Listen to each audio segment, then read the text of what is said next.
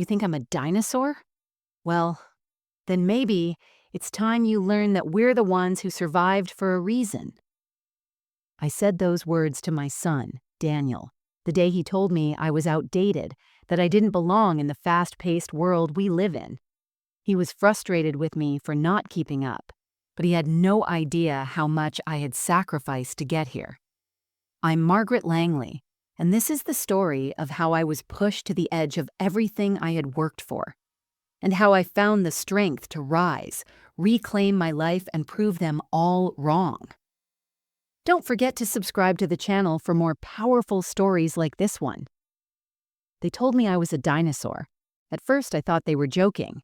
I laughed, trying to fit the words into some context that made sense. A dinosaur, a relic from the past.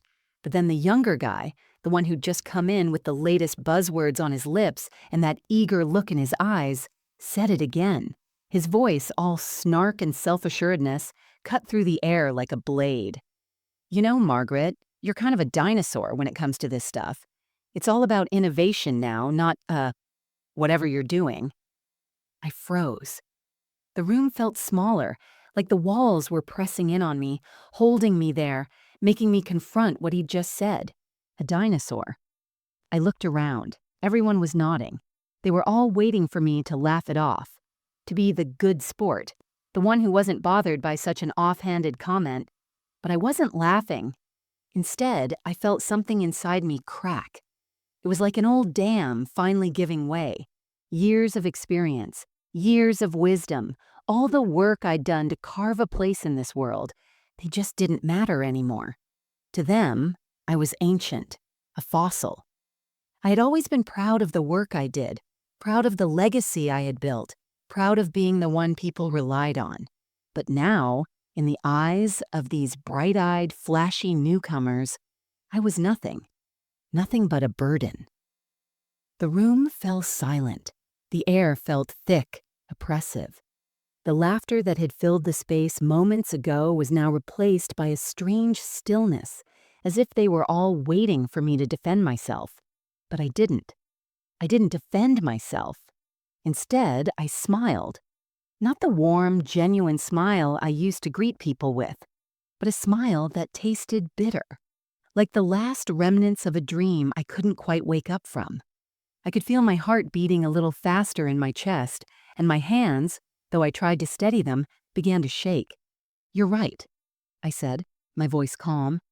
But something in it, something just under the surface, wasn't quite as controlled as I wanted it to be. Maybe I am a dinosaur, but dinosaurs were around for a reason.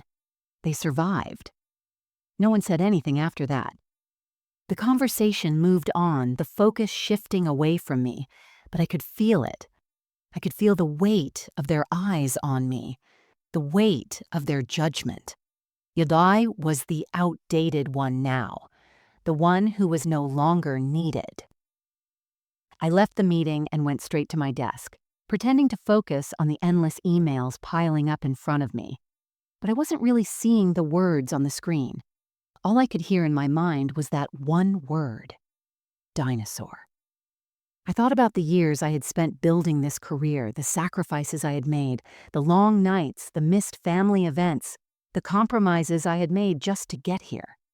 I thought about the fact that I had been one of the first in my field, the one who had blazed the trail for others. And now I was just a relic. I leaned back in my chair and closed my eyes, trying to push the thoughts away. But they wouldn't leave. Instead, they piled up like bricks in my chest, each one heavier than the last.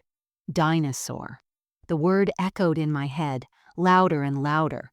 The walls felt like they were closing in, and I had to remind myself to breathe. I couldn't let them see how much it hurt. I couldn't let them see that their words had reached deep, deeper than I'd ever let anyone see, but I wasn't going to let it end here.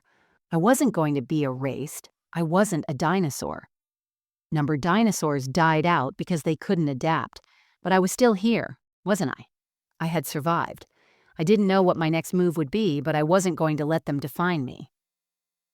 The rest of the day passed in a haze. I nodded and smiled when I had to, keeping my head down and pretending like I wasn't slowly unraveling inside. The whole time, I kept my phone in my hand, glancing at it every now and then, as if it held some sort of answer. I thought about what the younger guy had said, about how I wasn't cutting edge anymore, how I wasn't the future. But I realized something. Maybe they didn't understand the value of experience. Maybe they didn't see that the old ways still had something to offer. I couldn't just let go of everything I'd built just like that. So I made a decision. I wasn't going to let them win. I wasn't going to be the dinosaur, the one that was left behind. No, I was going to show them. Show them that experience. Real, hard-earned experience was something that couldn't be replaced by trends or the latest tech gadgets. Tomorrow, I was going to take action. But for tonight, I just needed to get some sleep. But sleep didn't come easy. Every time I closed my eyes, I saw his smug face. Every time I heard that word, dinosaur, my stomach turned. It wasn't just the dismissal. It was the fact that, in their eyes, I didn't matter anymore. And that was the hardest part. I didn't sleep that night. My mind raced in circles, chasing thoughts that wouldn't settle. All those years, all that effort, and I was nothing more than an outdated relic to them, a dinosaur. I got up from bed at 3 a.m., unable to lie there anymore. The weight of the comment pressed down on me harder than any pillow ever could. It wasn't just the words themselves. It was the realization that I'd allowed myself to be in a position where I could be discarded so easily, where everything I had worked for could be reduced to nothing but a joke. I walked over to my desk, still cluttered with papers from work, but instead of diving into them, I sat down and stared. The blank screen of my computer mocked me. There it was, the place where I had spent years building my career, where I'd fought to be seen as valuable. And now all that was left was emptiness. I poured myself a glass of wine, trying to calm my racing heart, but it didn't help. I needed something more, something bigger. I needed to prove that I wasn't just a fossil, a relic of a past that didn't matter anymore. Then I remembered something. I pulled open a drawer, the one that held all my old notes, contracts, and ideas from when I first started out. There was a notebook there, dusty but still holding the plans and dreams of someone who hadn't yet been told they were obsolete. I smiled, just a little. I still had those dreams. Those weren't gone. The world around me might be moving on, but I wasn't done. Not yet. I picked up the notebook and started flipping through it. There it was, one of the first ideas I had for my own business, a venture that was going to change everything for me.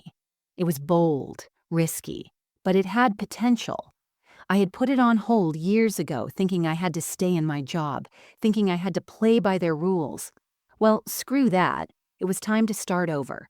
Time to stop letting others tell me what I could or couldn't do. I wasn't just some old dog who couldn't learn new tricks.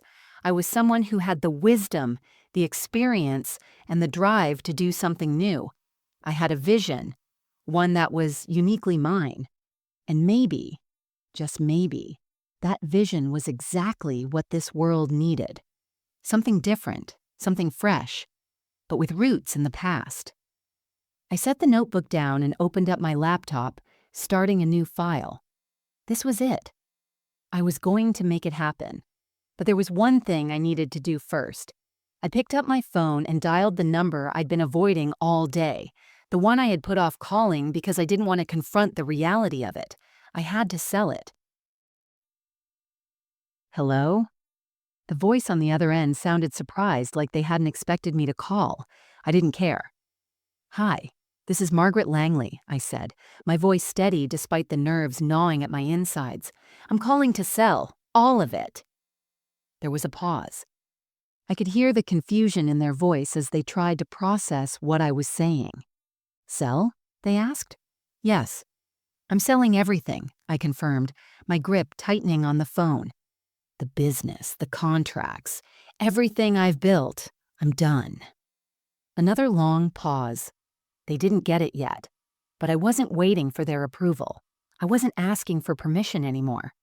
"I'm buying a new life," I added, the words slipping out before I could stop them. I felt a strange sort of power in that moment, like the first gust of wind before a storm. I had just made a decision, and for the first time in a long time, it was my decision. Not one that had been dictated to me, not one that was based on others' expectations, just mine. After I hung up, I stared at the screen again, letting the weight of what I had just done sink in. Selling my dream, the business I had worked so hard to build.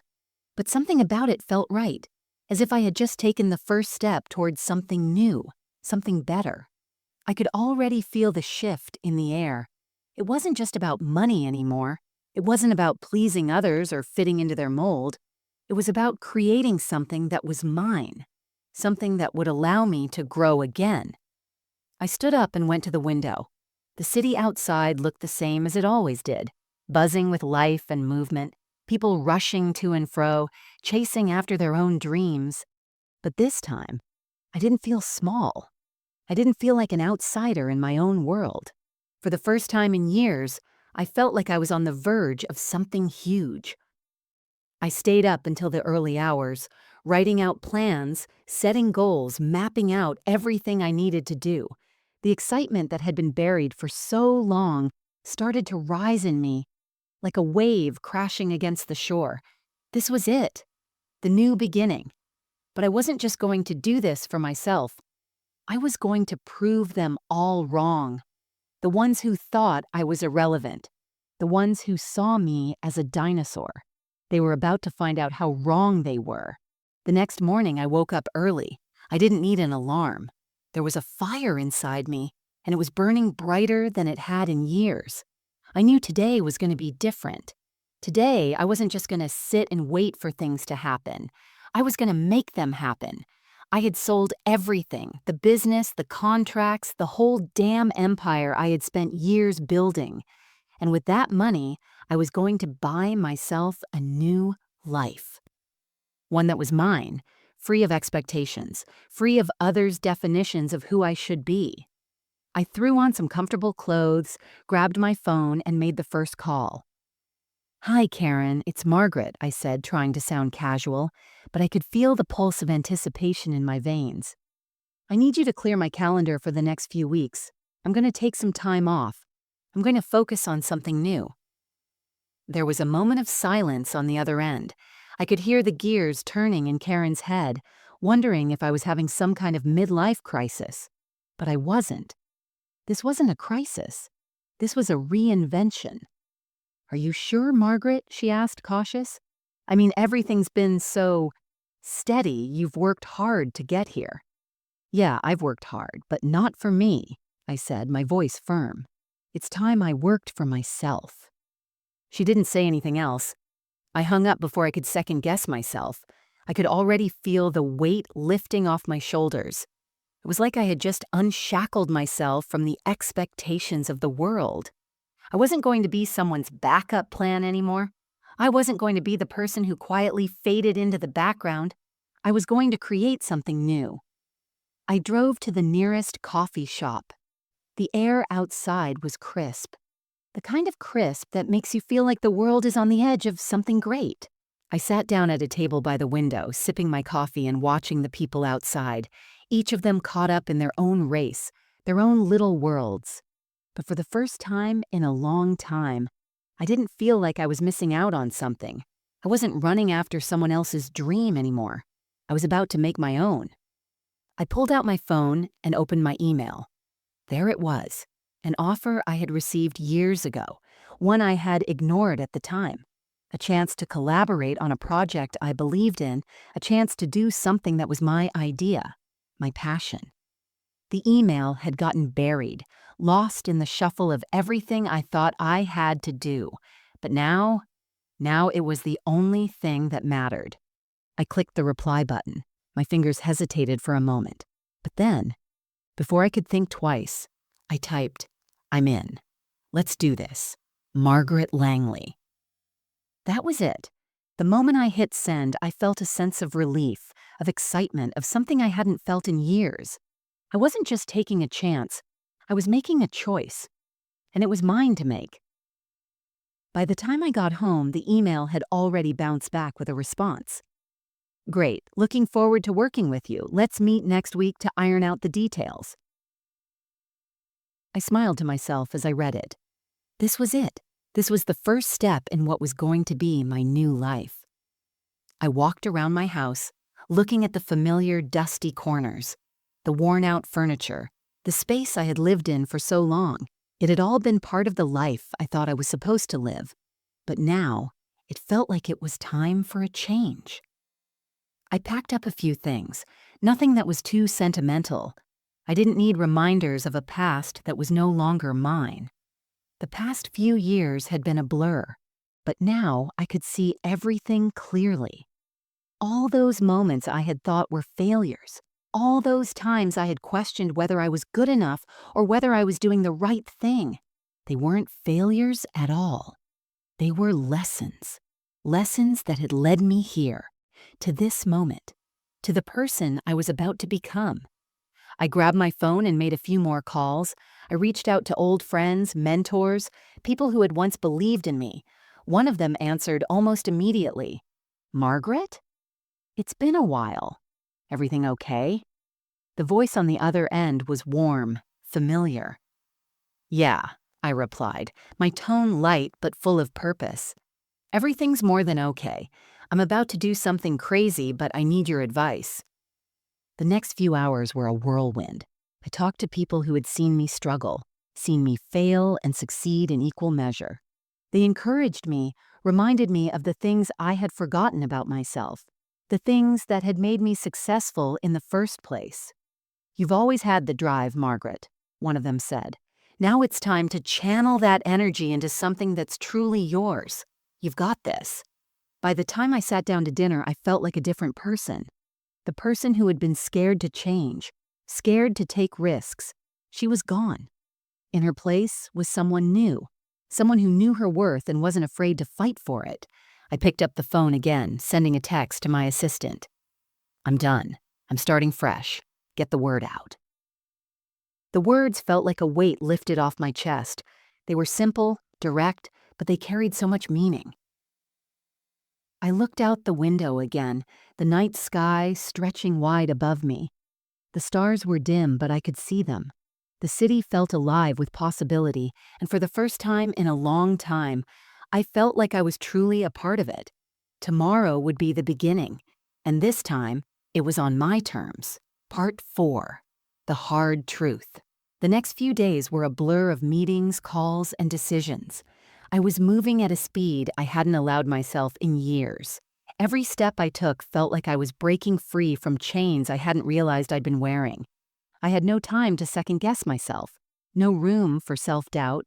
I couldn't afford it. I walked into the office one last time, just to tie up loose ends. The place where I had spent so many hours, where I had earned my title, my reputation. Now it felt like a place I was leaving behind. I stood in front of my desk, feeling the weight of all the decisions I had made. The computer screen sat dark, the desk covered with papers I no longer cared about. The world I had worked so hard to build for so long was about to crumble, and it didn't feel like a loss. It felt like liberation. A few of my colleagues came by to wish me well, their faces painted with that fake, "we'll miss you" expression. I nodded, smiling politely, but inside, I was already gone. It wasn't that I didn't care about the people here. I had invested years in them, in this company, in this life. But now I needed to invest in me. That afternoon, I met with my first new business partner. Her name was Emma, and she was sharp. Too sharp, maybe. She was younger, ambitious, and, to be honest, a little intimidating. But she had something I didn't have. Connections, resources, and a fresh outlook on the world I was just beginning to step into. We sat across from each other at a small cafe, the kind of place you go to when you're trying to make a deal without anyone realizing that's what you're doing. She wasn't wasting time. Neither was I. So, Margaret, Emma said, her eyes scanning the papers in front of her, I know what you've done in the past. I know you've been a part of some major projects, but here's the thing. No one cares about the past anymore. We're building something new, and we need people who are ready to push the boundaries. I let her words sit there for a moment. She was right, of course. The past didn't matter. The business I had worked so hard to build didn't matter. What mattered now was the future. What mattered now was the new idea I was bringing to the table. I'm not here to rest on my laurels, I said, my voice low and firm. I'm here to disrupt, to make something meaningful. I've got experience, and I'm not afraid to use it. She smiled. It wasn't a condescending smile, but it was the kind of smile that said she'd heard it all before. That didn't faze me. I knew what I was capable of. I like you, Margaret, Emma said, folding the papers back into her briefcase. Let's see what you've got. That was it. I left that meeting with a sense of possibility I hadn't felt in a long time. My plan was taking shape, and people were starting to take me seriously again. But the next day, reality hit. Hard. I was in the middle of a conference call when my phone buzzed. I glanced at it, and my heart stopped. It was a message from Daniel, my son. Mom, I'm really disappointed in you. You left everything behind. What the hell are you thinking? I froze. My fingers hovered over the phone, but I couldn't bring myself to reply. I had already left the message unread for hours, but now it seemed unavoidable. What did he mean by everything? I had given him everything. My time, my energy, my career. And now I was trying to live for myself. Was that so wrong? I thought about calling him, explaining everything, how this wasn't about abandoning him or the family. It was about reclaiming myself, about finally taking control of my life. But I knew deep down that he wouldn't understand. Not yet, at least. Instead, I typed a simple reply. I'm doing this for me, Daniel. It's time. I'll call you later. I hit send, but my finger lingered on the screen. I wanted to explain. I wanted him to understand. But the truth was, I didn't owe him an explanation anymore. The next few days were a whirlwind of meetings, but the more time I spent working on my new venture, the more I realized just how much I had left behind. People weren't kind when you left the old world behind. They didn't understand why you would walk away from everything you had built. I had grown used to being the one who carried the weight, the one who made sure everything ran smoothly. But now, I was the one making the decisions. I was the one charting my own path. I spent hours in my office, on the phone with potential investors, building partnerships, and pushing my ideas forward. The pressure was immense.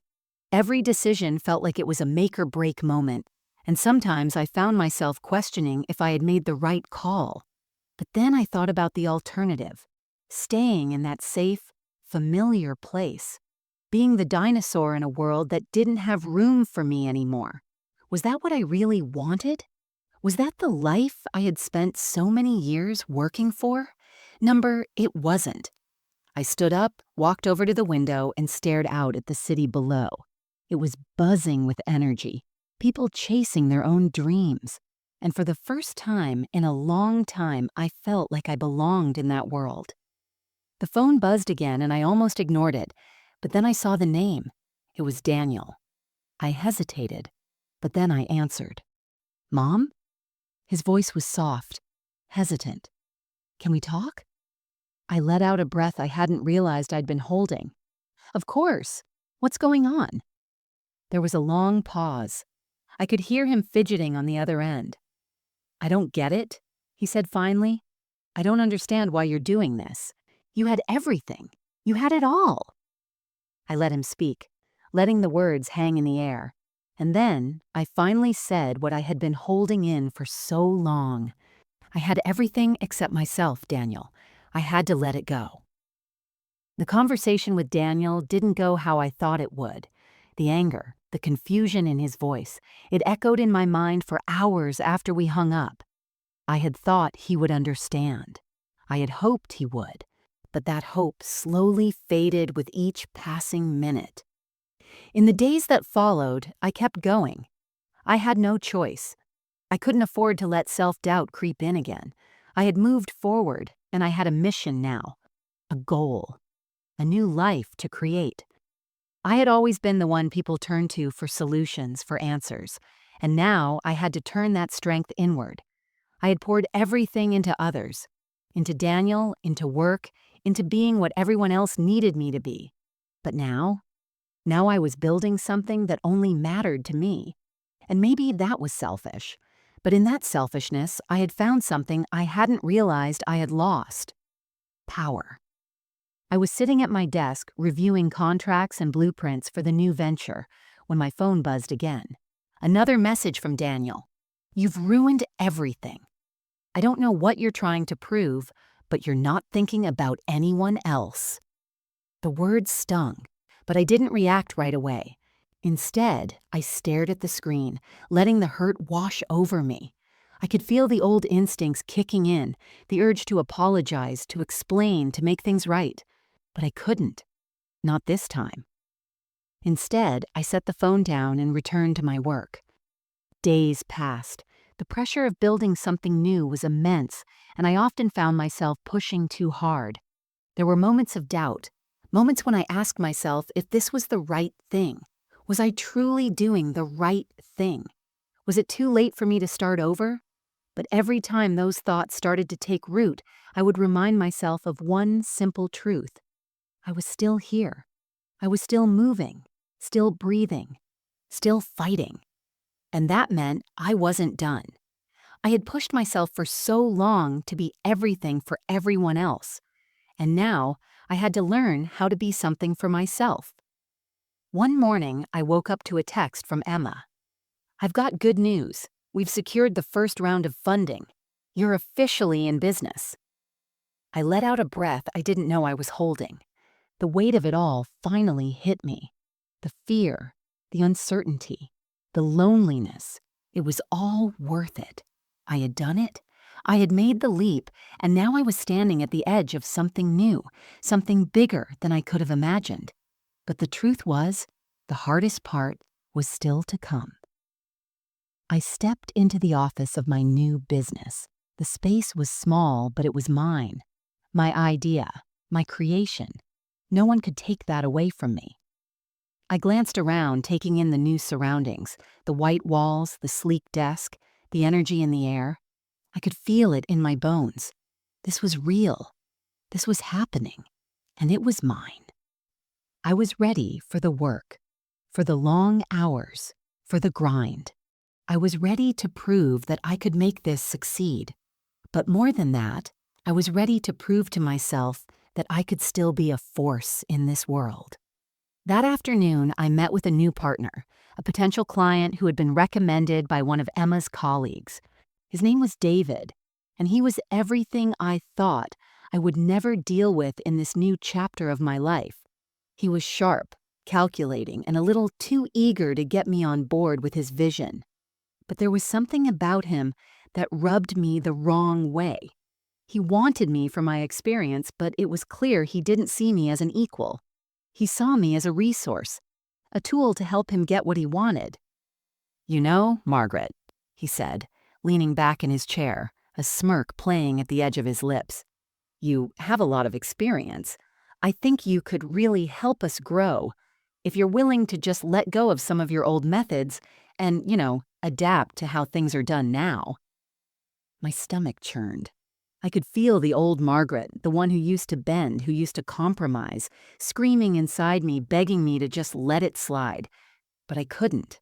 Not anymore. I leaned forward, my voice low but steady. "David, I've been adapting my whole life. I've done things the old way, the new way, and everything in between. But I'm not going to let you tell me how to do this. I'll bring my experience to the table. But I won't be anyone's second choice. I won't be a stepping stone for your vision." David's smile faltered, and for the first time since I walked into that meeting, I felt a surge of power. I wasn't here to be anyone's backup. I wasn't here to be their last resort. I was here to build something that was mine, on my terms. He blinked, clearly thrown off, but then quickly recovered. "All right," he said, "we can work with that. Let's talk numbers." And just like that, I realized something. I wasn't invisible anymore. I wasn't just a dinosaur. I was a force, and anyone who tried to dismiss me would regret it. That night, I sat in my office staring at the city lights outside. I had signed the deal with David, agreed to the terms on my own terms, and walked away with the confidence of someone who knew their worth. But still, I couldn't shake the feeling that something was missing, that something deep inside me was still broken. The phone buzzed again, another message from Daniel. "I don't understand what's happening to you, Mom. You've changed." I stared at the screen for a long time. I thought about all the years I had spent making everyone else happy, about how I had given up so much of myself to play the role they needed me to play, about how Daniel, my own son, had been the one person I had tried hardest to impress, to please. But now, it was my turn. I didn't respond. I didn't need to. Not yet. I had done it. I had built something new, something I could finally call my own. My days now consisted of meetings, phone calls, decisions that carried weight and consequence. Every move I made felt deliberate, calculated, and intentional. But despite the success, something inside me wasn't at peace. I couldn't shake the nagging feeling that I had left something behind, that part of me that had been sacrificed to get here, to this moment. Was it really worth it? I spent the next week locked in a whirlwind of tasks, dealing with investors, handling the legalities, signing contracts. But as much as I was building outward, I realized I was neglecting something important: myself. I had made these strides, but I hadn't fully reconciled the person I had become with the person I used to be. I sat in the office late one night, the hum of my computer the only sound in the empty room. The city lights flickered outside, but inside, I was still. Still with my thoughts, my regrets, my fears, and it hit me. There was still something broken in me, something I needed to confront before I could move forward. I picked up the phone and dialed a number I hadn't dialed in weeks. It rang twice, and then I heard his voice. "Mom?" It was Daniel. The weight of his voice hit me harder than I expected. "Daniel," I said, my voice quiet but firm, "we need to talk." "I've been trying to get in touch with you," he said, a little defensively. "I don't understand what you're doing. You're pushing everyone away. This isn't you." I closed my eyes, fighting the urge to fall back into old patterns, to apologize, to explain. But I knew better now. I couldn't go back to that place where I was always trying to make him understand. He had to understand it for himself. "Daniel, I am doing this for me," I said, the words sounding so simple, yet so profound. "I've spent my life taking care of everyone else, and now, for the first time, I'm taking care of me." There was silence on the other end. I could feel the weight of his confusion, his disappointment, hanging in the air between us. "I don't know who you are anymore, Mom," he said, his voice almost breaking. "You've changed. You're not the person I thought I knew." And maybe that was the point. I wasn't the person I used to be. I was someone new, someone stronger, braver, more sure of who they were. And for the first time in years, I didn't feel guilty about that. "I'm not the same person," I said, my voice steady, "but I'm still your mother. And I'm still here. I can't keep being the person you need me to be. I have to be the person I need to be." I could hear him swallow hard, trying to process what I was saying. "I'm sorry, Mom," he finally said, his voice quieter now. "I just don't get it."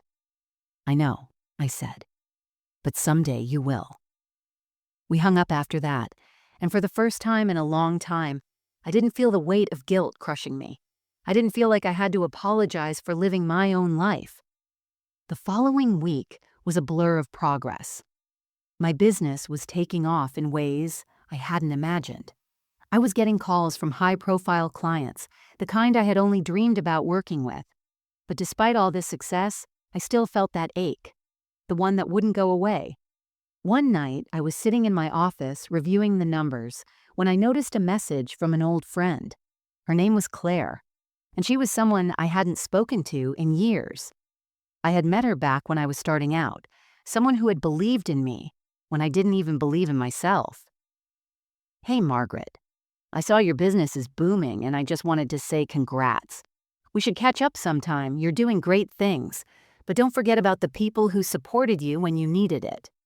Her words hit me like a ton of bricks. Don't forget about the people who supported you.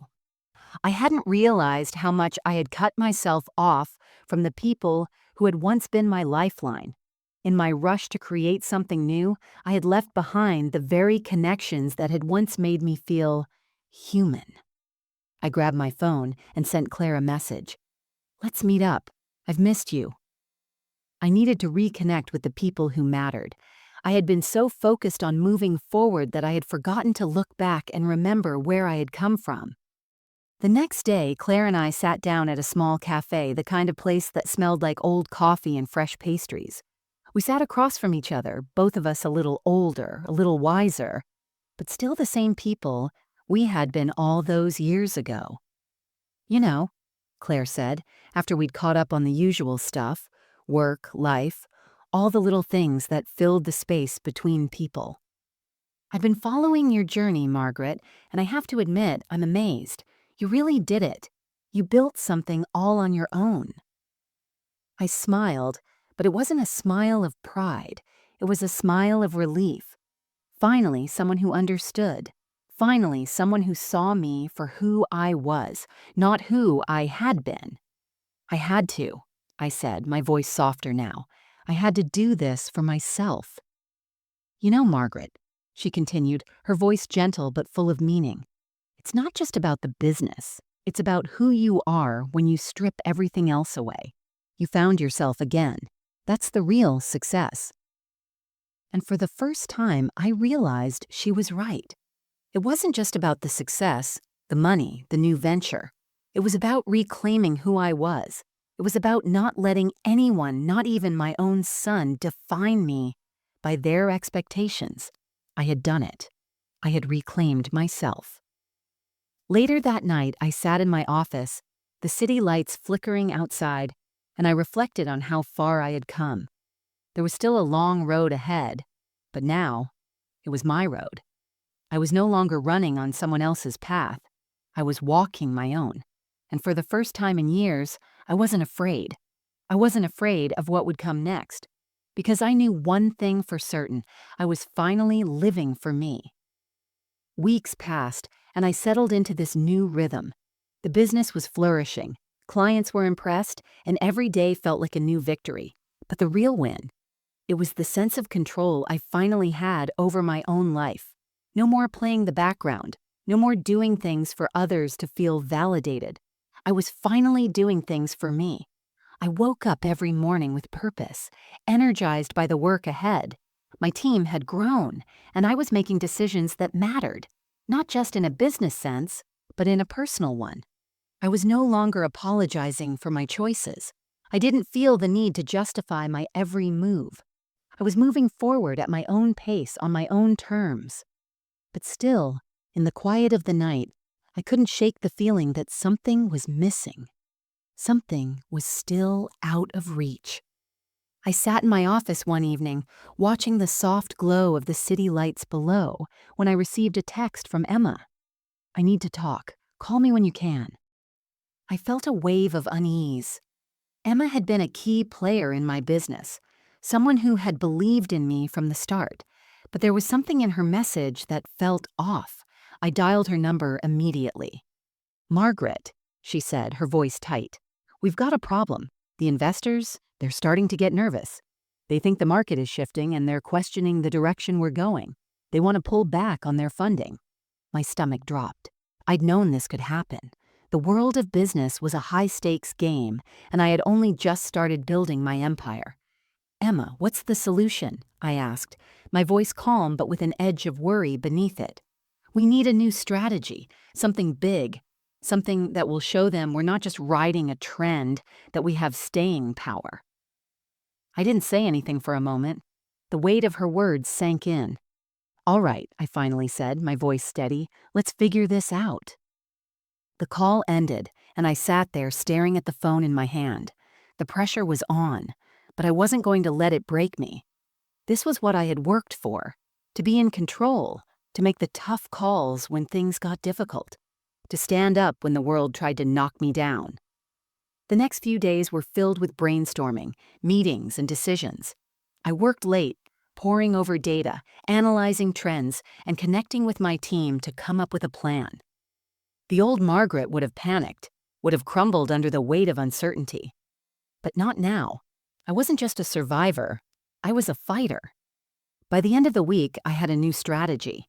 It wasn't a perfect solution, but it was bold, it was calculated, and it was exactly what my investors needed to see. I put the plan into motion and called Emma. Tell the investors we've got something big coming their way. It's time to show them what we're really made of.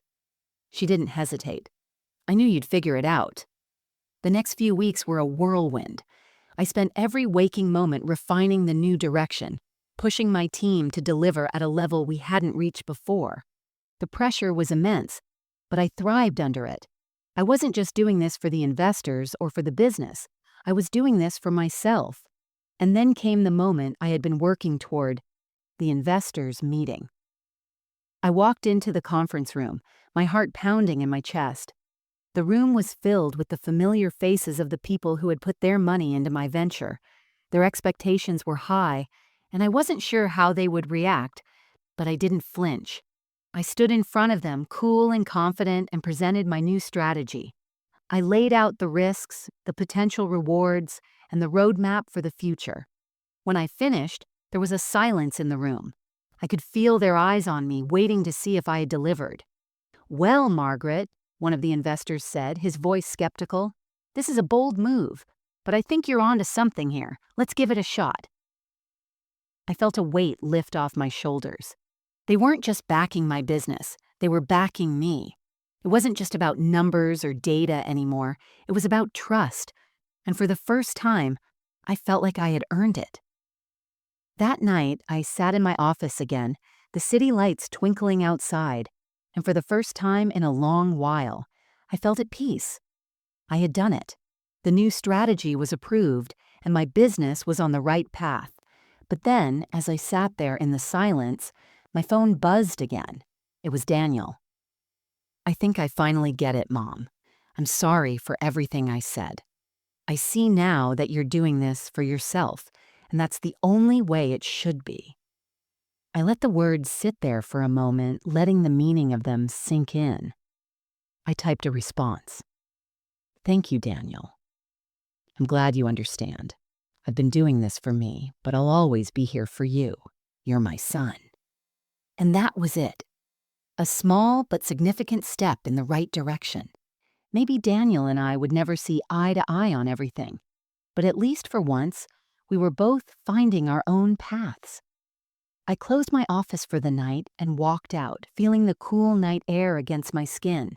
The world was moving at a fast pace, but for the first time in years, I was moving with it. And for the first time in a long time, I knew I wasn't alone. The next morning, I woke up with a clear mind and a clear vision. I had made it through the hardest part. The battles I had fought were worth it. And now, the future was wide open. It was mine to shape. I smiled to myself as I made my way to the office. This was just the beginning. The weeks that followed felt like a blur of success and challenges, but mostly success. My business was thriving. The investors were pleased with the new direction, and every day it felt like I was building something stronger, something more resilient. But as the months passed, something else began to gnaw at me.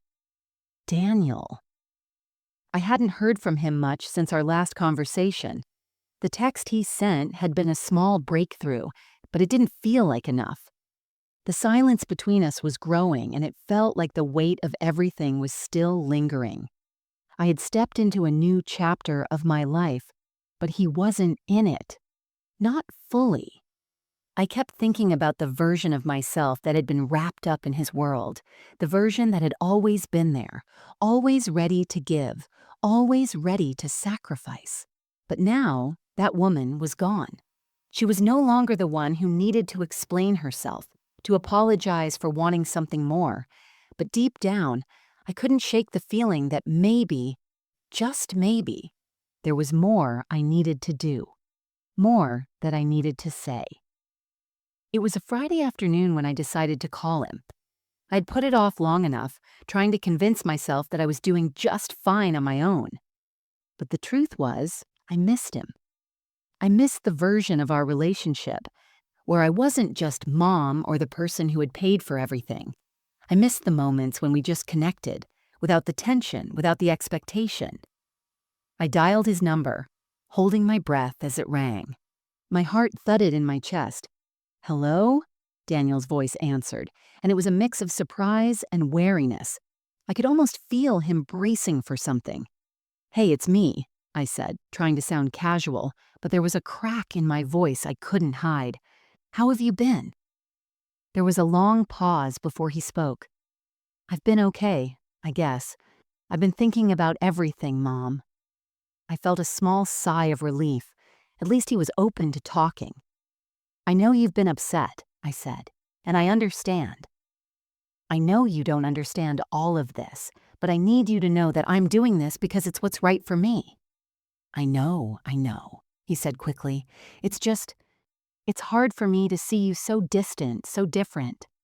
"Different isn't a bad thing, Daniel," I replied, my voice firm but gentle. "I've spent so much of my life being everything for everyone else, and now I'm finally being something for me. I want you to be proud of that." "I am proud of you," he said, and I could hear the sincerity in his voice, though there was still that undercurrent of confusion. "But I'm still trying to figure out how to fit into this new version of you." I paused, my heart aching. This was the hard part, letting go of the version of our relationship where I was always just mom, the fixer, the giver. "You don't have to fit into anything, Daniel," I said, feeling the weight of those words. "You can be who you are, and I can be who I am. It doesn't have to be this way where I give everything and you take it. We both need to find our own paths." There was silence on the other end, and for a moment I thought he might hang up or cut the conversation short. But then he spoke, his voice softer this time. "I guess that's what I don't get. I've always relied on you, Mom. And now it feels like, I don't know, like you're leaving me behind." "I'm not leaving you behind," I said firmly, "but I have to let go of the old dynamic. I've always been there, always been the one who held it together. Now it's time for you to be your own person, and for me to be mine." "I don't want to lose you, Mom." "You won't lose me," I said. "I'm not going anywhere. But this is my time now, and you have to understand that. I'm still here for you, but I'm not the same woman I was before, and that's okay." Another pause. This time it wasn't uncomfortable. It was like he was finally letting the truth sink in. "I think I'm starting to get it," Daniel said quietly. I guess I need some time to adjust." I smiled softly, relieved. "Take all the time you need, Daniel. Just know that I'm here. I always will be." The call ended with a tentative promise of things getting better between us. It wasn't perfect. It wasn't the resolution I had hoped for, but it was a step forward. A real one. As I hung up the phone, I leaned back in my chair, the weight of the conversation settling on me. The truth was, I had spent so much time building my own life, focusing on my business, on my success, that I had neglected the relationships that truly mattered. And now, I had to find a balance between the life I was creating and the people I loved. I had fought so hard to get here, to reclaim myself, to be seen as more than just someone's mother or someone's employee. But in doing that, I had also created distance between me and the people who mattered most. Now it was time to rebuild those bridges. Later that night, as I sat in my office staring at the empty space around me, I realized that this journey wasn't just about business. It wasn't just about success or independence. It was about reconnecting with the people I loved and learning how to let them in again. Learning how to open up without losing myself in the process.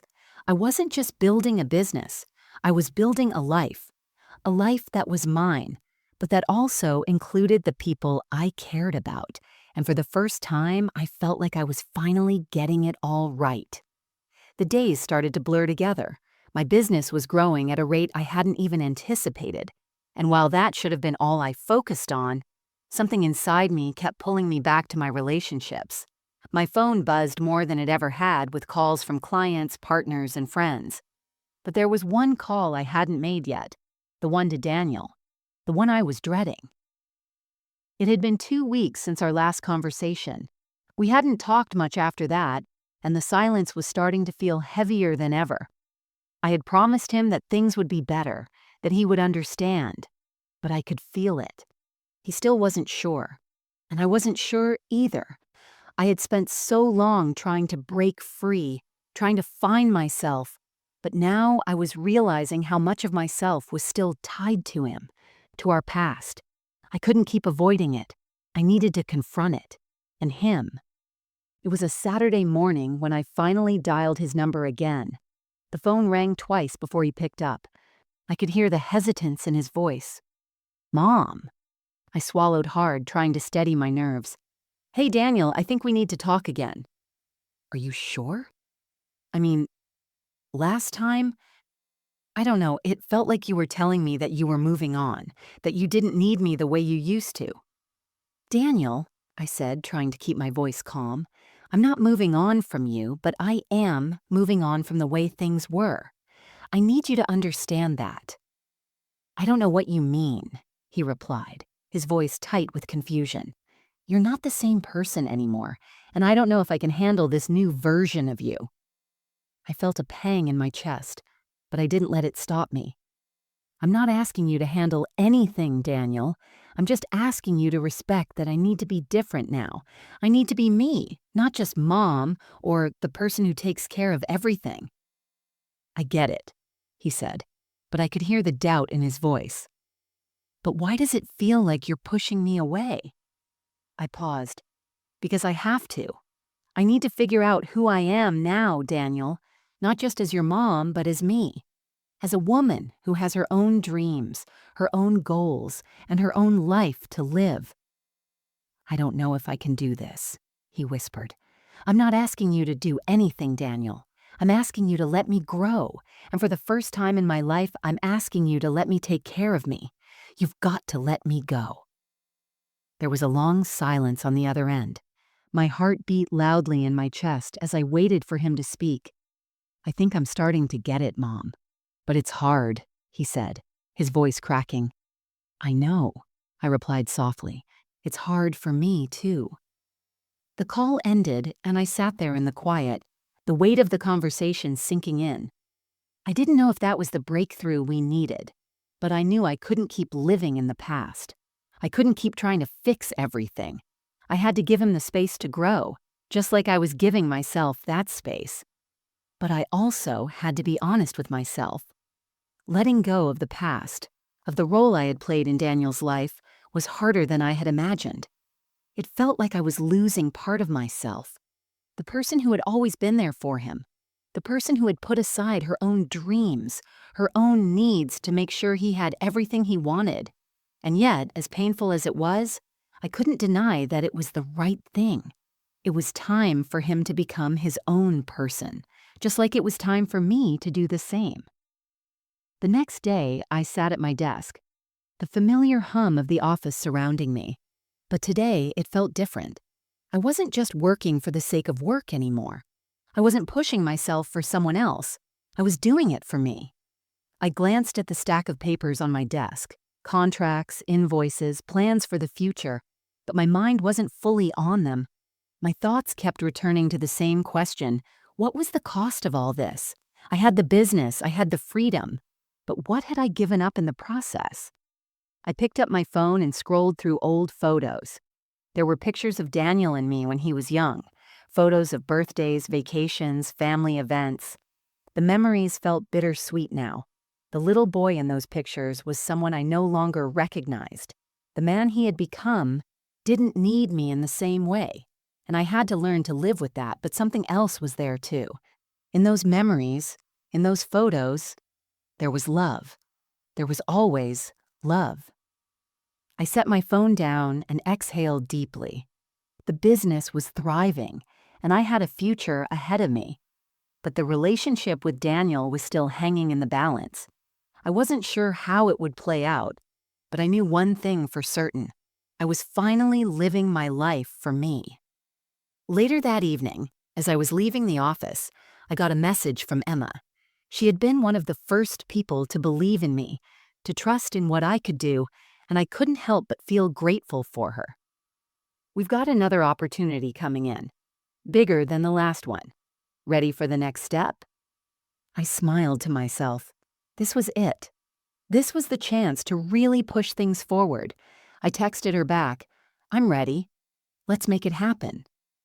But even as I made that decision, I knew I had to be careful. I couldn't let success be my only focus. I couldn't ignore the things that mattered most, the relationships I had put on hold, the personal connections I had neglected. I had built my empire. Now it was time to build something that was just as important, something that I had forgotten to build for so long, a life that balanced work, love, and the people who mattered. The days blurred into weeks, and the business kept thriving.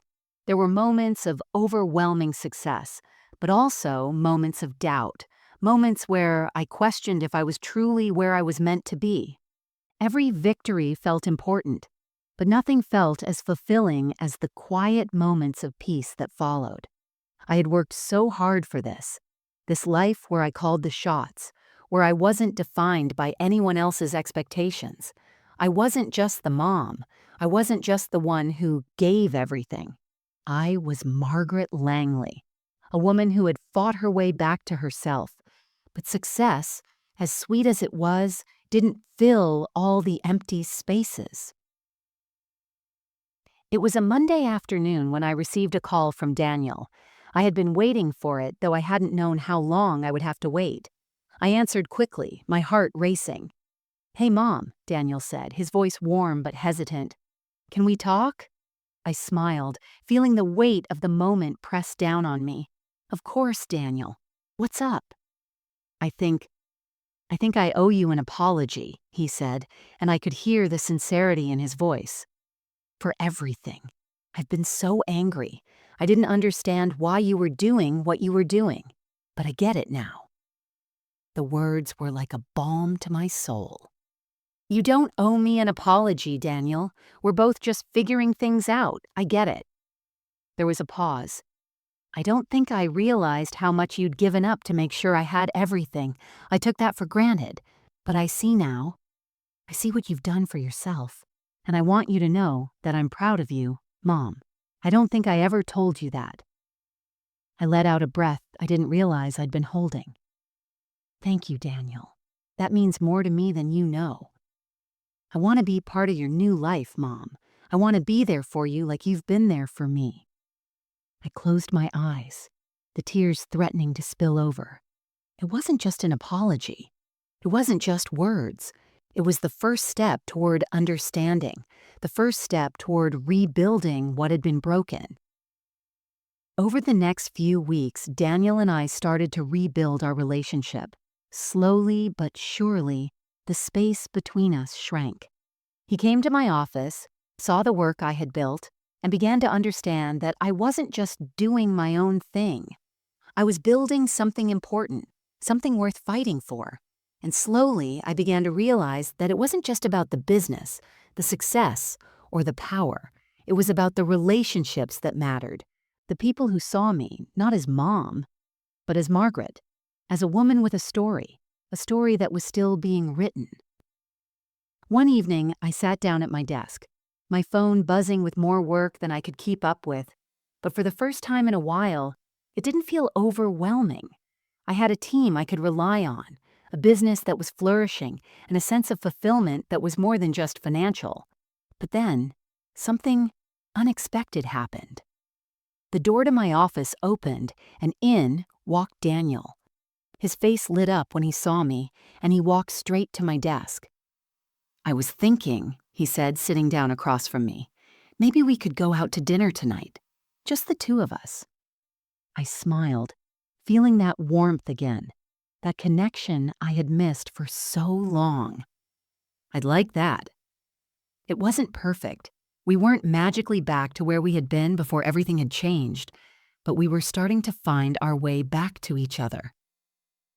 Later that night, as we sat across from each other at a small restaurant, I realized something profound. We had both changed. We had both been through something, but the space between us no longer felt insurmountable. We had both come out stronger, in different ways. "I'm proud of you, Mom," Daniel said quietly, his eyes meeting mine. "I'm proud of you too, Daniel. You're becoming someone I admire." And in that moment, I realized that the real reward wasn't in the business. It wasn't in the money or the success. It was in the relationships, the ones that had stood the test of time and the ones that were being rebuilt, piece by piece. The following week, I received another message from Emma. Another opportunity had come up, but this time, the decision didn't feel like the be-all and end-all. It was just another step in the journey. Just another chapter in the life I was still writing. "Are you ready?" Emma's text read. I smiled as I typed back. "Always." But now, I understood something deeper. It wasn't just about the next deal or the next project. It was about living this life on my terms. And if I was going to keep growing, I had to keep embracing every part of it. The successes, the failures, the relationships, and the moments of stillness. For the first time in my life, I was living a life that was mine. Fully. Completely. No more compromise.